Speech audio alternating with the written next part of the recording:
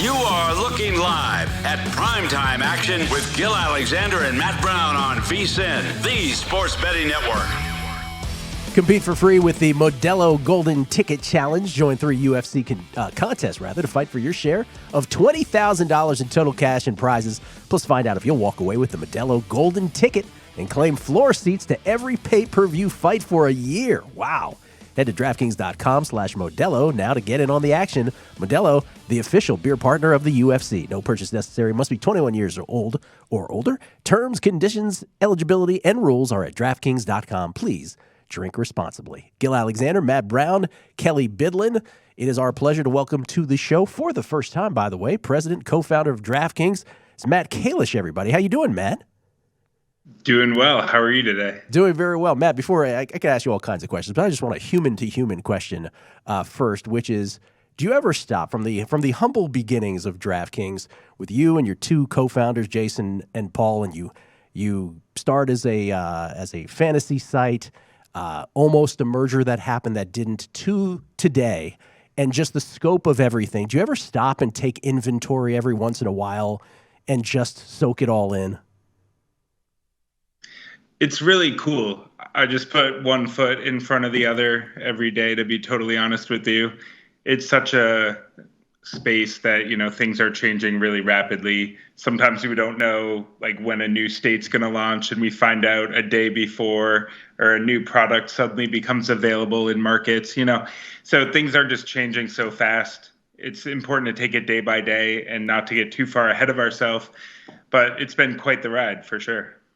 Matt, speaking of states launching, Arizona launches and it just kind of blows away numbers and projections that everybody had. And then, of course, the big fish that was always sitting out there was New York going mobile. Of course, you guys already had retail going in there, but the mobile is where it's at. We all know that. And then now these returns on the first 30 days of mobile from New York, it's just the most astonishing thing. I know you guys had high hopes here, but this had to have even exceeded what you guys thought was going to happen, right? Yeah, really, really strong. It's the biggest state we're in. It has about 20 million population. Illinois, Pennsylvania, those were the biggest states prior. And now, going into New York, it's almost double the size of our previous biggest state. So in some ways, not that shocking, but I couldn't believe how fast people were ready to just sign up and jump in on day one. I've noticed in Arizona, Connecticut, Louisiana, New York now, people are just jumping in quicker and quicker. It takes no time at all before people sign up. It used to be a ramp of weeks and weeks, and now I feel like within a few days, it's just, tons of action going on right away. So it's been pretty incredible, really. Matt, this sports betting thing, it's going to catch on one of these days, I'm telling you. Sky's the limit. I don't know if anyone's going to jump into this new industry that isn't the second oldest industry in the world or not. Yes. I'm curious, to the extent that you're willing to share, obviously I'm not asking you to reveal all the goods, but to the extent that you're willing to share, where do you go from here? What is the vision moving forward? At this point, back in the days when we were just starting out, Jason, Paul, and I, spare bedroom around Boston, Mass, with a couple employees and no customers, we were building whatever we felt like.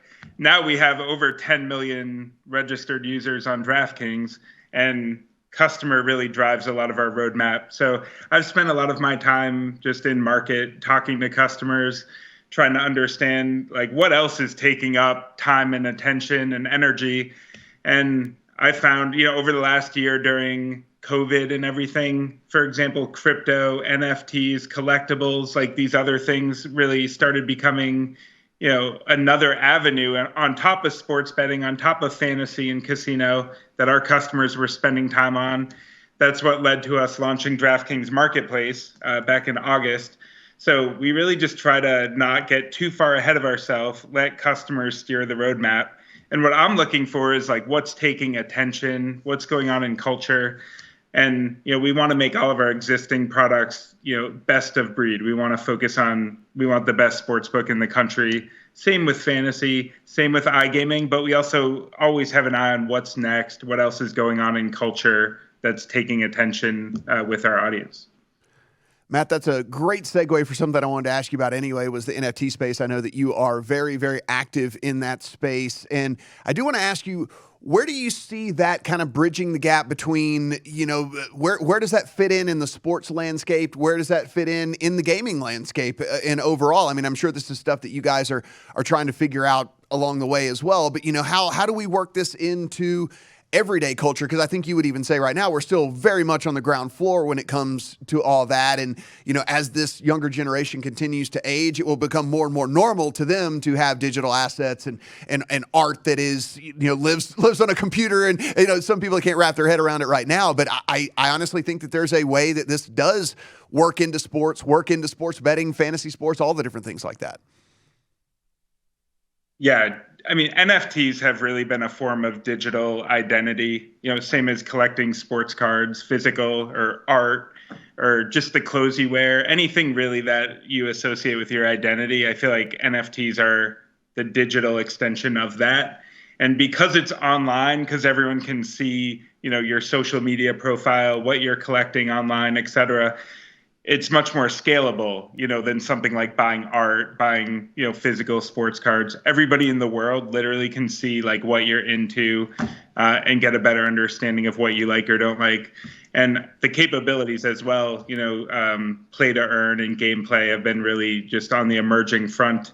One thing that we did recently that's coming to market a little bit later this year is a deal with the NFLPA, where we're really able to bring NFL collectibles through NFT to market at DraftKings Marketplace, build games against those NFTs. So we're really excited about like 2022, what's coming next. But for now, it's just like such an emerging, rapid space with a lot of innovation, and try not to predict the future too much and throw darts. And we just want to make sure we understand what our customers really want. You also find the time, Matt, to co-host your own podcast called Props and Drops. NFT is a big portion of that subject matter? Yeah, we definitely do a little NFT talking and a little sports betting stuff on there. It's Gary Vaynerchuk and I do this podcast. Every week or two, we film a new one.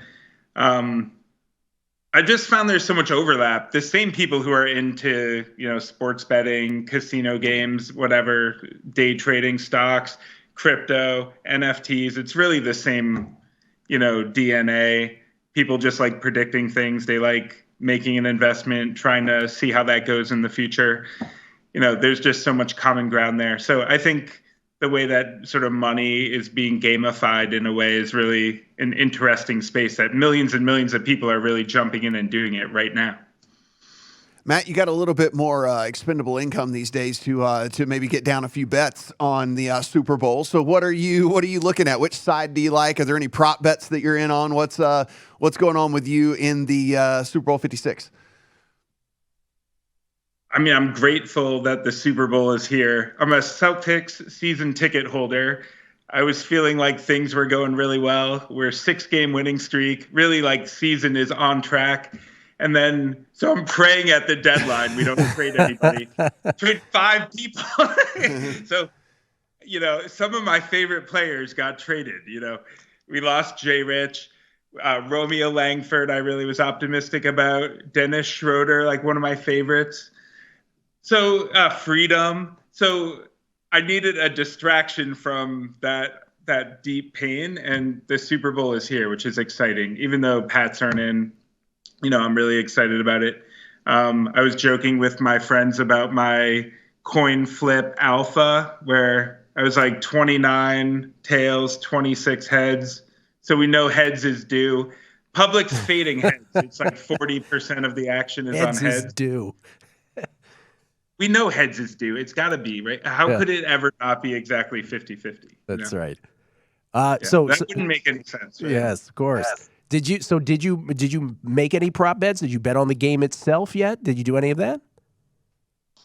So I do my little stuff on the side, and unfortunately, I'm not allowed to bet on DraftKings Sportsbook because of the rules. The rules are, in regulated markets, we can't bet on our own sportsbook.